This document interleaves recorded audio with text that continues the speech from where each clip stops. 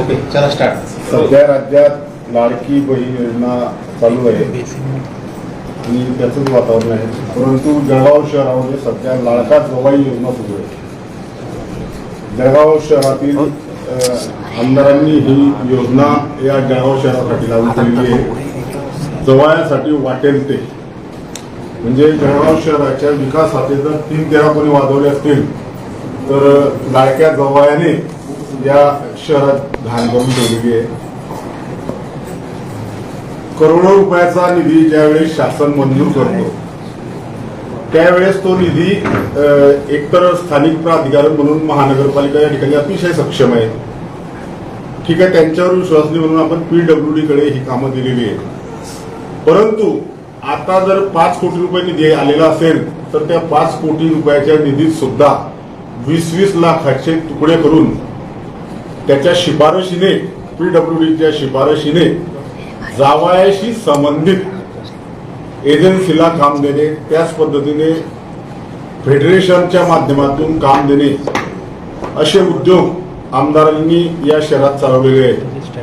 तुम्ही बघाल संपूर्ण जिल्ह्याचं चित्र तर खूपच पालटलेलं आहे. अनेक ठिकाणी मोठ्या प्रमाणावर विकास कामं झालेली आहेत. परंतु या शहराचे आमदार सत्ताधारी पक्षाचे आमदार आहेत, 2 वेळा कंटिन्यू आमदार आहे. अशी परिस्थिती असताना सुद्धा जर तुम्ही जळगाव शहराला पूर्णतः बघितलं तर अतिशय खेडेगावापेक्षाही भयानक परिस्थिती जळगाव शहरात आहे.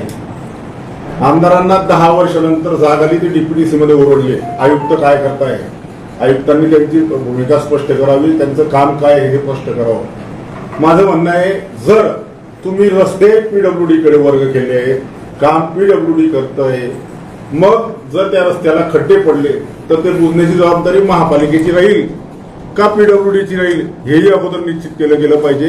कारण आपण रस्ते हस्तांतरित केले PWDला, याचं भानच कुठे राहिलेलं नाही. नियोजन शून्य कारभार आणि जवायासाठी वाटेल ते अशा योजना या शहरात सुरू आहेत.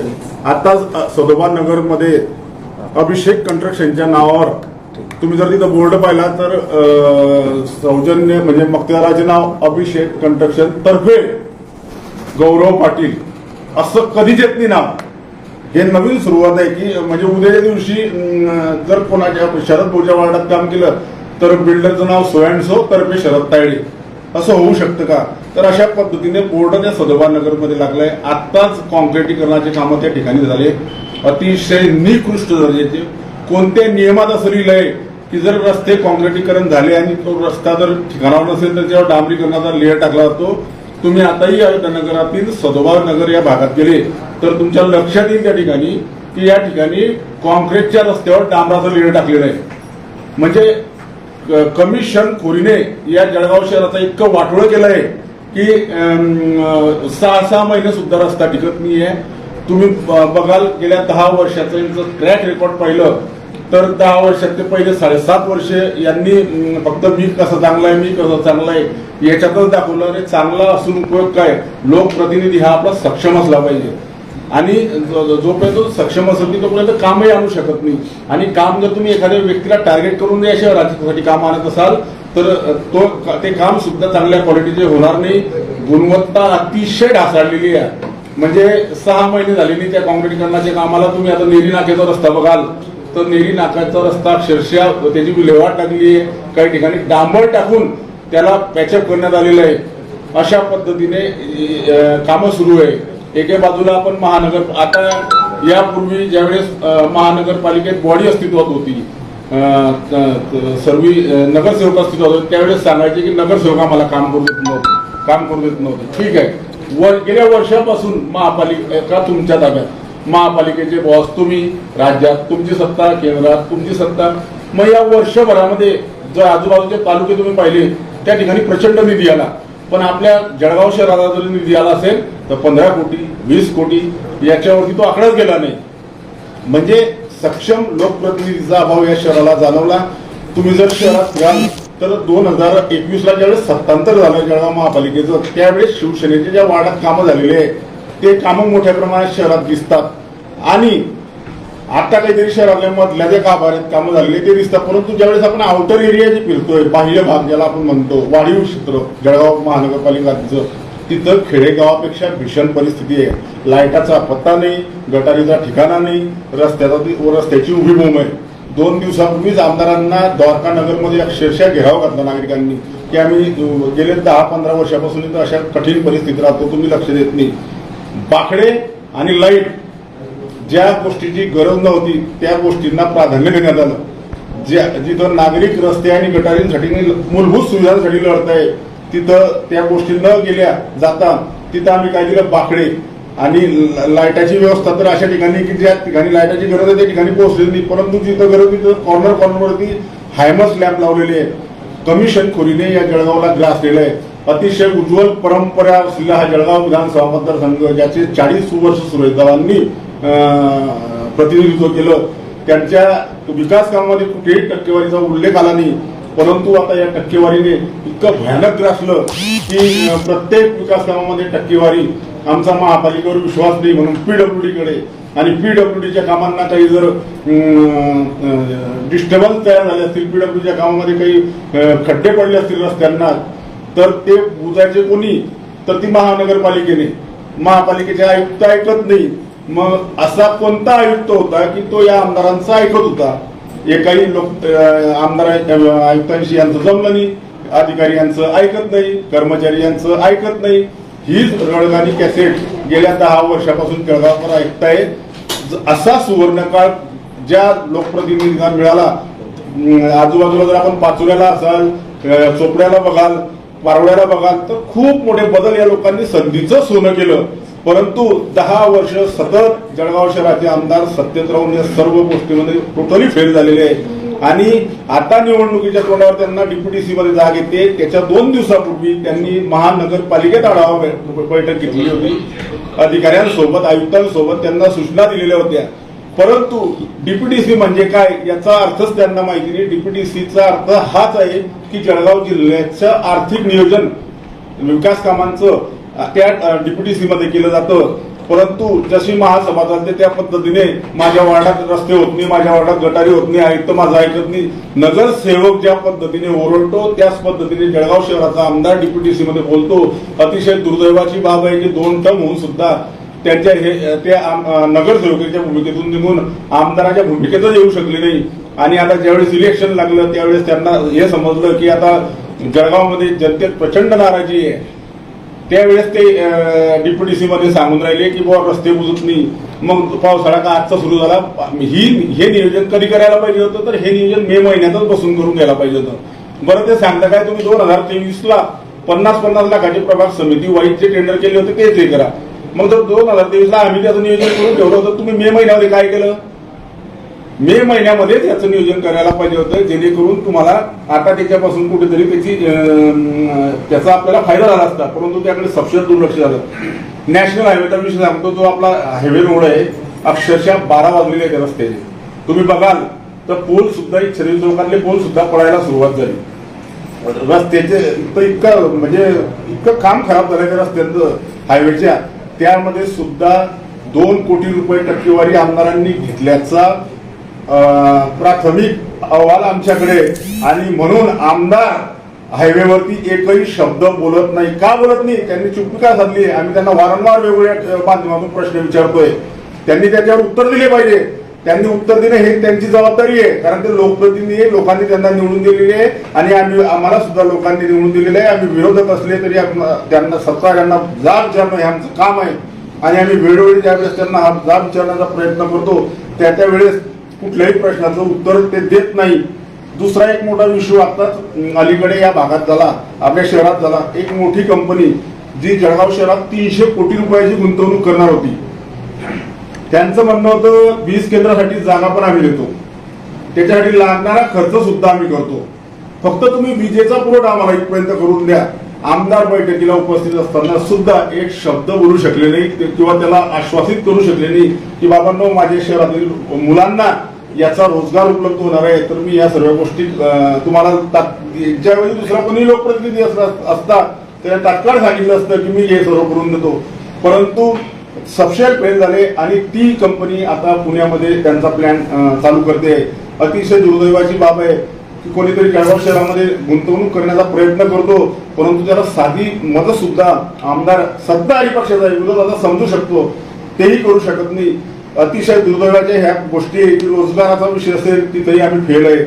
रस्ते, गटारी आणि लाईटांची जर तुम्ही परिस्थिती बघाल, रात्री पत्रकार म्हणून जर तुम्ही फिरले तर तुमच्या लक्षात येईल अक्षरशः काही भाग अंधारात आहे. म्हणजे त्या ठिकाणी अनेक महिन्यापासून लाईट बंद आहे.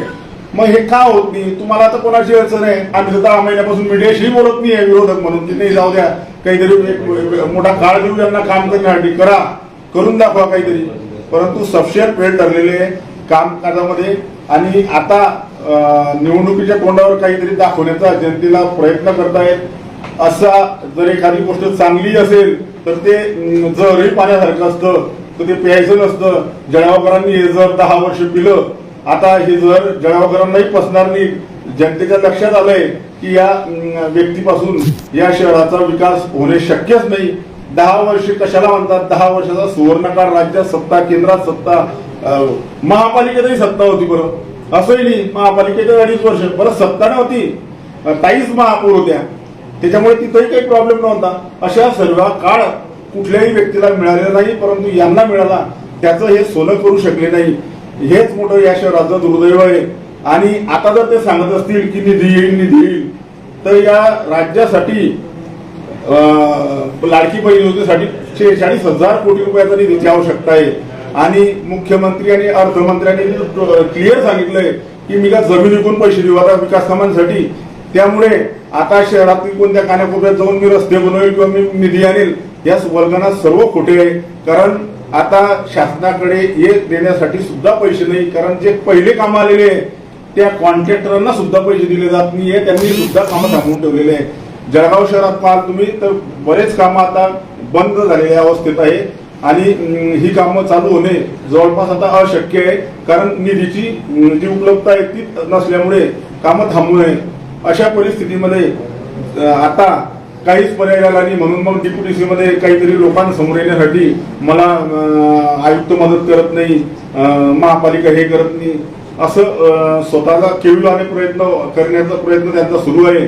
परंतु आमचं एकच म्हणणं होतं की 10 वर्षामध्ये राज्यात अनेक ठिकाणी काही प्रोजेक्ट आले असतील, जळगाव शहरात एक प्रोजेक्ट दाखवा आणि 1000 रुपये मिळवा ही योजना लागू केली पाहिजे. 10 वर्षाच्या कार्यकाळामध्ये जळगाव शहरामध्ये एक सुद्धा नवीन प्रोजेक्ट आला नाही, हे आमचं दुर्दैव आहे.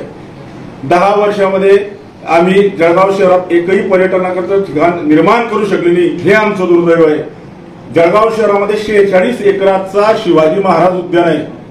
15 कोटी रुपये आम्ही महापौर असताना त्या ठिकाणी आणले होते, परंतु शिवसेनेत फूट झाल्यानंतर तत्कालीन ते जे मंत्री मोदी असतील त्यांनी तो निधी वळवला आणि ते कामही थांबलं. म्हणजे 46 एकरामध्ये जर वॉटर पार्क सारखी आपण योजना तिथे हे केलं असतं, काम केलं असतं, मेहरून तलावाचं सुशोभीकरणाचं काम केलं असतं, तर आज जळगाव शहरातील नव्हे जिल्ह्यातील लोक त्या ठिकाणी आले असते, पर्यटन आलं असतं, तर रोजगार वाढला असता. परंतु कुठलीही दूरदृष्टी नाही.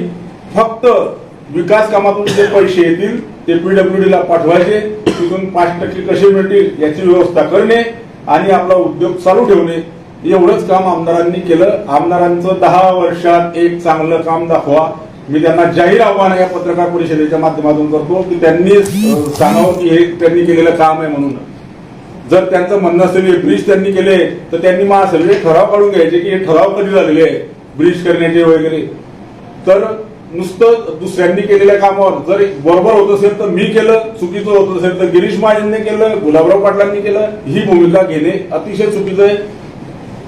जे चुकीचं असेल बरोबर असेल माझ्यामुळे झालं, कारण मी या शहराचा लोकप्रतिनिधी, ही जबाबदारी घेण्याची मानसिकता पाहिजे, तेव्हा तो पण खरं लोकप्रतिनिधी बनतो. त्याचे फायदेही होतील आणि तोटे होतील, परंतु नुकसानीची बाजू झाली की ते माझा काही संबंध नाही, मी काही येणार नाही. लेवास समाजाचे मुलं 3 दिवसापासून त्या रेमंड कंपनी समोर धरणे आंदोलनाला बसलेले होते. ज्या लेवास समाजाने एकतर्फी मतदान केलेलं होतं यांना, त्या समाजाच्या मुलांसाठी या आमदाराजवळ 5 मिनिटं वेळ नव्हता 3 दिवसामध्ये. एकदाही साधी व्हिजिट सुद्धा केली नाही, त्यांचं सांत्वन करायला सुद्धा केली नाही की ठीक आहे रे बाबांनो तुमचं काम मी करेल. ते चुकले असतील, मुलं आहे ते चुकले असतील, आपला मुलगा चुकला म्हणून आपण का त्याला घरातून बाहेर काढून टाकतो का? चुकले असतील ते माफी मागताय, तुमच्या पाया पडताय, त्यांच्या बायका पोरांना घेऊन तुमच्या पाया पडतायत, तरी तुम्हाला त्यांची दया येत नाही. असं म्हणजे इतकं भयानक शूटबुद्धीने वागणं हेच समजत नाही. आणि तुम्ही म्हणता की माझं काही चालत नाही, मग चालत नसेल तर आपण लोकप्रतिनिधी कशासाठी राहायचं? आपलं घर भलं, आपले उद्योग भले.